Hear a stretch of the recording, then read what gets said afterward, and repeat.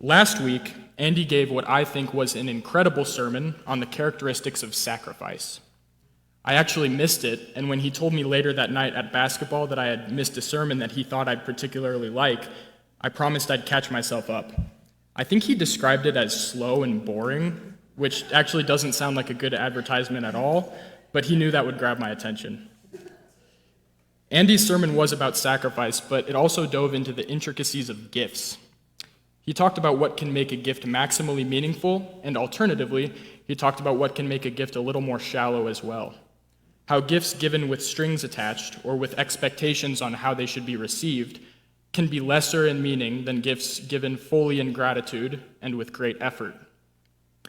He dove into some of the parallels between gifts and sacrifices, an idea that had never occurred to me before, and perhaps foolishly, I'm going to try and summarize what I think the main message of last week's sermon was. Andy can pelt me with tomatoes if I get it wrong. Here's what I got. The characteristics that make a gift maximally meaningful, both for the giver and for the receiver, are nearly identical to the characteristics that make a sacrifice maximally fulfilling, both for the one making the sacrifice and for the subject. Gifts that are given with great effort and with no expectation of return foster the most meaningful relationships, just as high-level sacrifices made with no expectation of grandeur or reduced suffering foster a good relationship with the nature of existence, or God. All right, I was going to say, I'm not getting any dirty looks from Andy, so I think I'm in the clear for now. Andy preached from the first book of Samuel to illustrate this point, telling the stories of the prophet Samuel and of the king Saul.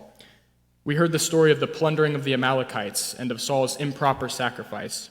And today's theme, which fits brilliantly alongside the concept of sacrifice, happens to be demonstrated perfectly in the very next story. Today's theme is fear, which means I get to preach about David and Goliath. The story goes like this. We're in 1 Samuel chapter 17. This is after the plundering of the Amalekites and after God's renouncement of Saul as king. A new battle is brewing.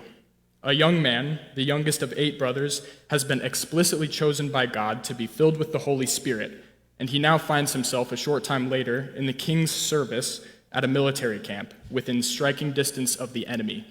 This young man is David. Here, at this war ground where David finds himself, the stench of fear is thick. The Israelites have set up camp on a hill, and across from them, on another hill, is where the Philistines have set up camp. A valley lies in between. Each day, for 40 days, that's well over a month, David and the Israelites peer across the valley at their Philistine foe, and each day they are met with a threat too big to confront. And I do mean that literally. Goliath is described as being well over 9 feet tall, covered from head to toe in thick, heavy metal, and armed to the teeth with spears and javelins. Each day, he would taunt the Israelites, challenging them to send him a man to fight and promising a violent demise to anyone who would try. The Israelites, overcome with fear at the threat of this giant, are stuck. Even when the time finally comes that they line up to do proper battle with the Philistines, the obstacle of Goliath stops them in their tracks. But among the Israelites is David, and David is different. David has been chosen by God, and he knows it. But more than that, David is stoutly fearless. Despite his youth and inexperience, he sees his comrades frozen in fear, and his response is to go right to the king. He tells the king, "Your men won't fight Goliath, but I will." Saul laughs and reminds David that he's just a boy. He's not capable of defeating Goliath. But David stands his ground defiantly.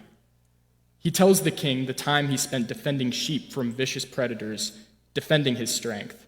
He says, and you can add this to your list of fiery Bible verses, "I have killed both lion and bear. This giant will be like one of them because he has defied the armies of the living God. The Lord who delivered me from the paw of the lion and the jaws of the bear will deliver me from the hand of this Philistine." So Saul says to David, "Go, and may the Lord be with you." David declines to use both armor and sword. He enters his battle with Goliath armed only with a sling and 5 smooth stones. Goliath, endowed as usual with his heavy armor and sharp weapons, is enraged at the sight of David's meager appearance. He curses him and promises to feed his flesh to both the birds of the air and the beasts of the field. Goliath is talking a lot of smack before the fight. David, however, remains completely unafraid, and he gets to say his piece too. He responds, "This day the Lord will hand you over to me, and I'll strike you down and cut off your head." Yeah, there's a reason this story is so well remembered. Antagonized by David's jeering, Goliath moves to attack, and we all know the rest. David loads a single rock into his sling, launches it at the head of the massive assailant, and despite all odds, Goliath is killed. The Philistines retreat, and David and the Israelites finally cross the valley to reach their goal. Okay, now if nothing else, I can say I've gotten to tell the story of David and Goliath from a pulpit. That feels like a treat. I promise I'll try and make it worth your while. Initially, I had a gripe with this story, and I'll tell you what it was. I loved the overall message of setting aside fear and taking on the greatest of challenges. That was all fine. My issue was that the real world shows us that very often, people will face their fears and confront a vicious evil, but they might die trying. The stories in the New Testament do a much better job than this story of emphasizing the point that setting aside your fears and making sacrifices that orient you towards the highest possible good does come with some suffering, and that not every time you take on a foe much stronger than you will it be defeated by a single blow like it was for David. And I think that is a very important distinction to make, but it also doesn't defeat the point of the story, and here's why. I just needed to look at the story through a different lens. You see, as I read through the story for the fourth and fifth time, I found myself relating very deeply to David and the Israelites on a personal level.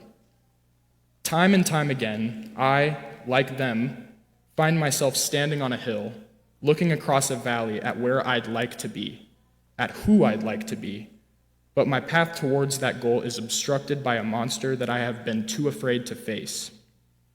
Now, 40 days sounds like a long time, but as I get older, I realize that some of these monsters have been baring their teeth and jeering at me for hundreds of days, turned to months and years.